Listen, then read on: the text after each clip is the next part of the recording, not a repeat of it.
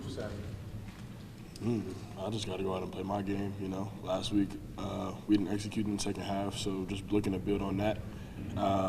It's really it, going out and just showing what we can do as a team, as a whole.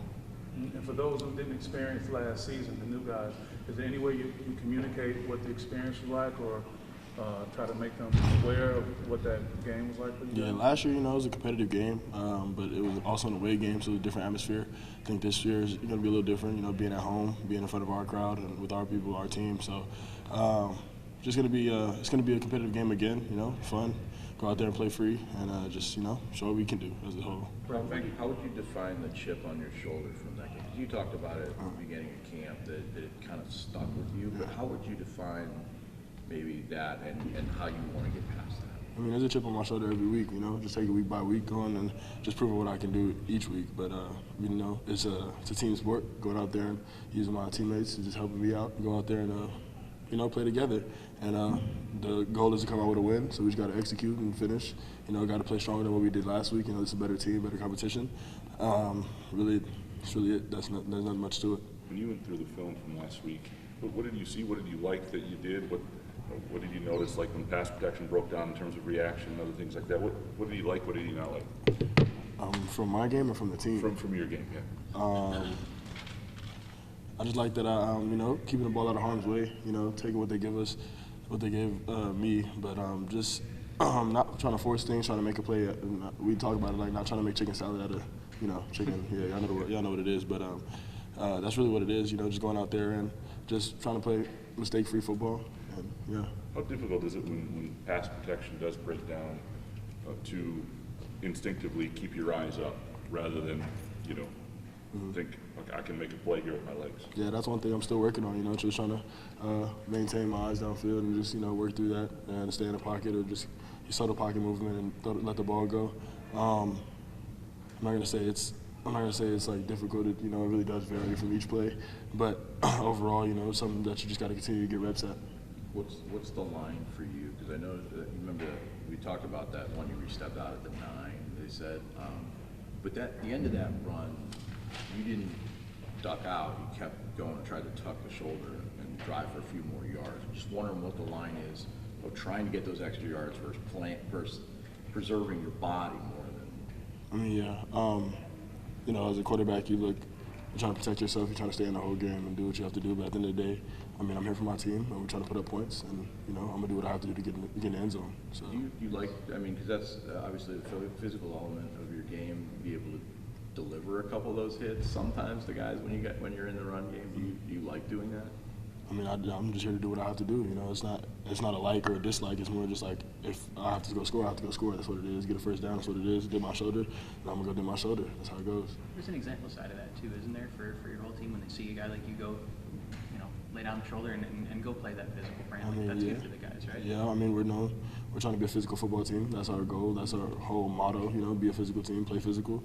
And when they see a quarterback go out there and play physical, I hope that brings lights of fire in them as well. I'm not supposed to be out there dipping my shoulder, but at the end of the day, if I do it, I'm hoping somebody else go and do it too, and they make it happen. So yeah. Aidan, how different is the prep this week for you? We talked about last week, DC has never called a game. You don't know what's going to get. This will probably, I assume this will be the first time you've gone up against DC, the second time as a starter. So you have tape of him calling the defense, you have tape against you guys against that defense. Just how different is this week from the prep standpoint? It's just different because we actually, know what we're getting. We've seen the DC for 2 years now, like you said, and it's just that's really the only difference. Nothing different in preparation. Coming in, watching the film, and digesting it all. Coming in, making game plans for it, or base game plan, third down, red zone, just coming out, and preparation's still the same, just different view on the film. Deeper level to it, though, I guess. Same process, but in terms of what you're seeing. Yeah, same process. Just going more in detail with it because we actually know what we're going to come out and see. We know who's going to be on the field and where they're going to be, and what the coach is looking to call on these downs where we're trying to get a gist on what they're going to come out in. So yeah.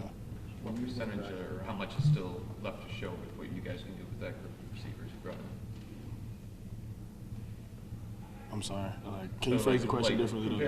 What you guys talked about, everybody in the offseason was talking about how they thought the wide receiver group was upgraded.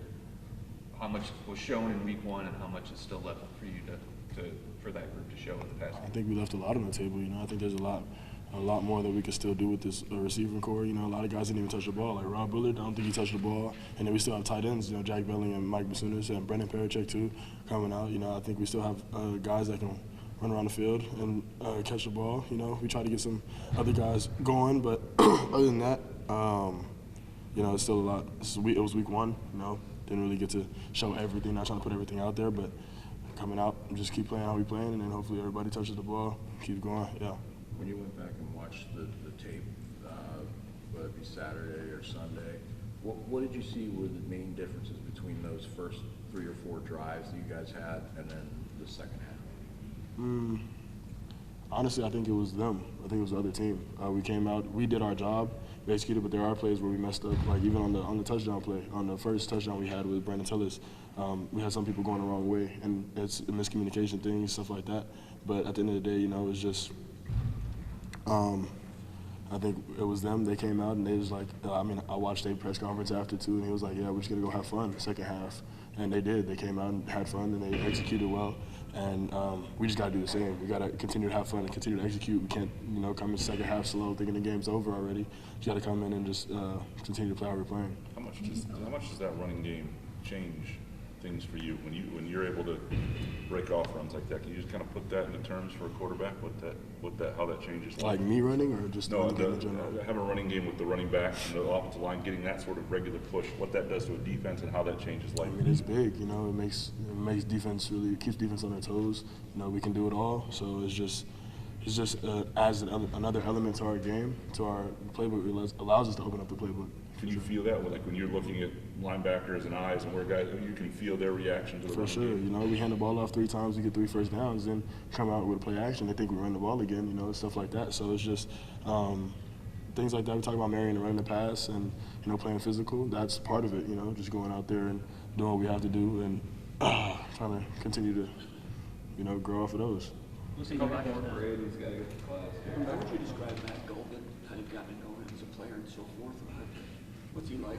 Physical, tough leader, just a all-around guy. He's a center. That's what he is. Like if you want an ideal center, that's who you're gonna get. Great guy, great leader, great role model, partner, teammate, everything. He comes to work ready to go. Doesn't complain. Doesn't talk bad about anybody. Just goes out there and does his job.